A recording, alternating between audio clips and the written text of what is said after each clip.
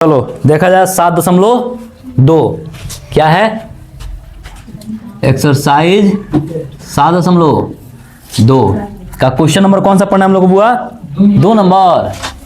देखो 2 number question में क्या कह रहा है, सुनो कह रहा है बिंदु 4 और -1 और क्या दिया है 2 और -3 -2 -3 को जोड़ने वाले रेखाखंड को सम त्रिभाजित बिंदुओं के निर्देशांक ज्ञात कीजिए। क्या करना है, सम त्रिभाजित कर रहा है। क्या कर रहा है, सम त्रिभाजित। मान लो ये लाइन हुआ, ये लाइन हो गया, ठीक है। इसका 2 बिंदु, एक ए है, ए कौन सा दिया है पूरा 4 और -1 दिया है, और बी दिया है, बी कितना दिया है बुआ -2 और -3 दिया है। कह रहा है सम त्रिभाजित माने 3 बराबर भागों में बांट रहा है, ठीक है। तो 3 बराबर भाग में बांटने का मतलब क्या हुआ, 1 भाग हुआ, 2 भाग हुआ और 3 भाग हुआ, ये ना हुआ। इस जो 3 जो बिंदु है ना, इसको कोई भी मान लेंगे, 3 नहीं बल्कि 2 बिंदु मान रहा है। तो देखो P मान लिए इसको Q मान लिए, ठीक ना। तो P का निर्देशांक निकालना है, वो Q का निर्देशांक निकालना है। अब देखो यहाँ पे कहानी, अगर बात की जाए जब सब बराबर भाग में बांट रहा है, तो अगर जब P पर बांटेगा तो इनमें हेने कई खंडा है, हेने कई खंडा है, एक खंडा है तो 1 हो गया, हेने कई खंडा है 2 गो, तो अनुपात कितना हो गया 2। बात समझ में आया कि नहीं आया, आगे बात समझ आया। अच्छा अगर Q का बात किया जाए, Q में देखो तो हेने कितना है 2 गो है, एने कितना है 1 गो है, यानी कि देखो अगर P के लिए M1 और M2 कितना हो जाएगा 1:2, और Q के लिए M1 और M2 कितना हो जाएगा, कितना अनुपात बटेगा 2:1 में। बात समझ आ गया। अब निकाला जाए बारी बारी से, तो लिखते हैं। सबसे पहले क्या लिख लेंगे, माना कि बिंदु A, माना कि बिंदु ए कितना है हमारे पास 4 और -1, बी कितना है हमारे पास -2 और -3, ठीक ना। तो देखो कह रहा है सम त्रिभाजित बांट रहा है। क्या कर रहा है, देखो ये फिगर बना लेना, सम त्रिभाजित बांट रहा है। यदि एक रेखा को सम त्रिभाजित, क्या सम त्रिभाजित कह रहा है ना, सम त्रिभाजित बांटता है तो, ठीक ना, P के लिए, P के निर्देशांक के लिए, P के निर्देशांक के लिए M1 अनुपात M2 क्या हो जाएगा बुआ 1:2, ठीक ना। अगर P का निर्देशांक निकालना है तो M1 और M2 कितना हो जाएगा 1:2 के रूप में हो जाएगा ना। तो इसका थोड़ा मान निकाल लें, चलो तो लिख लेते हैं यहाँ पे P का निर्देशांक बराबर, P का निर्देशांक बराबर, अच्छा P का निर्देशांक यानी कि X और Y निकालना है। चलो हम X-Y लिख देते हैं बराबर, क्या था फॉर्मूला, क्या था mx प्लस mx बटा m1 plus m2 comma my plus my बटा m1 प्लस m2, यही था ना बुआ एक्स वाई का फॉर्मूला, ठीक ना। क्या था यहाँ पे 12 21 12 21 12 21 12 21, ठीक ना। देखो ये जो फिगर है इसको हम यहाँ पे मिटा देना है, ठीक ना, मिटा देना। समझ में आ गया ना बात, ये इसको मिटा दें, कारण क्या कि जगह नहीं होगा, ठीक है।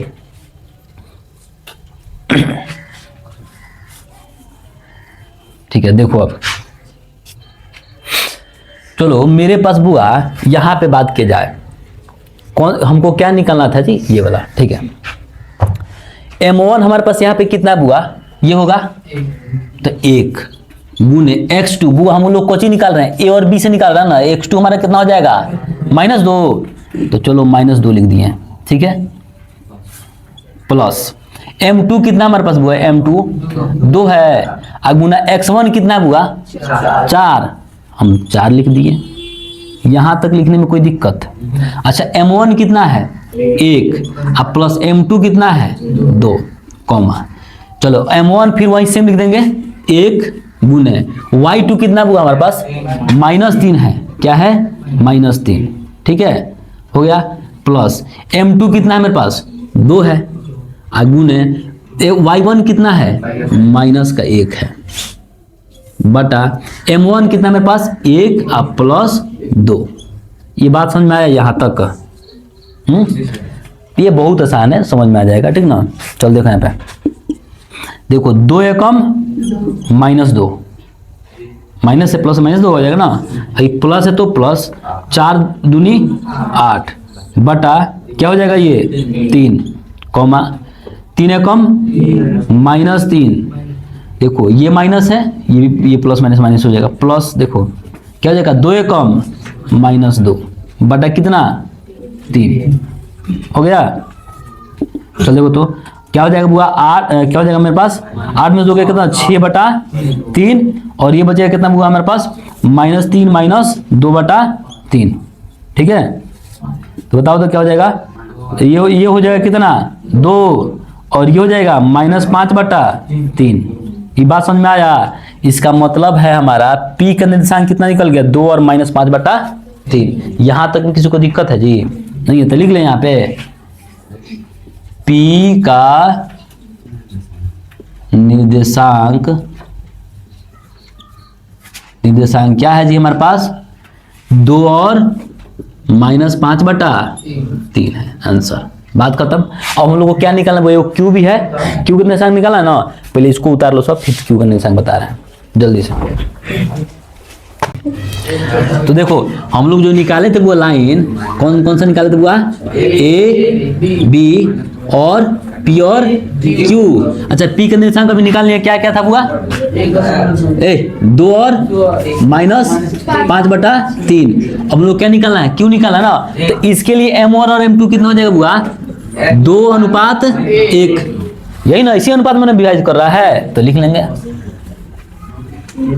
तो क्या लिखना है हमको Q के निर्देशांक के लिए, निर्देशांक के लिए M1 अनुपात M2 इक्वल टू क्या हो जाएगा बुआ 2:1, मतलब 2:1 के रूप में विभाजित कर रहा है, ठीक ना। तो लिख लेते हैं यहाँ पे Q का निर्देशांक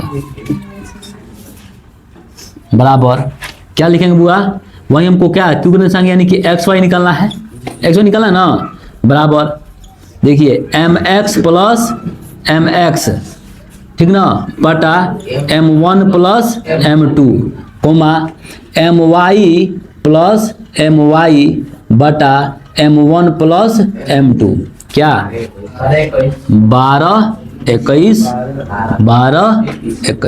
कोई दिक्कत नहीं है ना। चलो निकालते हैं। बुआ बताओ m1 इसका क्या हो जाएगा बुआ 2, तो 2 लिख दिए, और x2 कितना हो जाएगा, सेम पहले वाला ही लिख लेंगे -2, ठीक है, प्लस। अब बताइए m2 कितना हमारे पास 1 ना रहे पगला। देखो m1 और m2 कभी भी माइनस में होगा ही नहीं, अनुपात माइनस में बढ़ता है जी, गजब हाल है, हो गया। अच्छा x1 कितना मेरे पास 4 है, क्या है 4 है, ठीक है, बटा m1 और m2 यानी कि 2 + 1, फिर कमा कर लेंगे। m1 मेरे पास कितना है जी 2 है, इंटू y2 कितना है -3, ठीक है, प्लस m1 कितना है मेरे पास, सॉरी m2 कितना है 1 है, गुने y1 कितना है -1 है, ठीक है, बटा m1 + m2, m1 यानी कि 2 + 1, ठीक है, 2 दूनी -4 प्लस 4 एकम 4, अब बटा कितना 3, सॉरी 3, क्या हो जाएगा 3 हो गया। अब बताइए इसका क्या हो जाएगा बुआ, क्या हो जाएगा ये -3 दूनी 6 और -1 एकम 1, अब बटा कितना 3। देखो यहाँ पे क्या हो जाएगा, ये तो +4 -4 करके 0 हो जाएगा, तो 0/3, और ये क्या हो जाएगा -7/3। बताओ 0/3 का वैल्यू कुछ रहता है, नहीं रहता है, तो 0 और -7/3 हो जाएगा। यहाँ तक कोई दिक्कत, तो यहाँ पे हम क्या लिख सकते हैं, यहाँ पे क्यू का निर्देशांक क्या हो जाएगा बुआ? 0 और -7/3 हो जाएगा। बात समझ में आया कि नहीं आया? आ गया। इस प्रकार से आपका 2 नंबर क्वेश्चन भी सॉल्व हो गया। क्लियर, समझ में आ गया? छापिए लोग फिर इसको।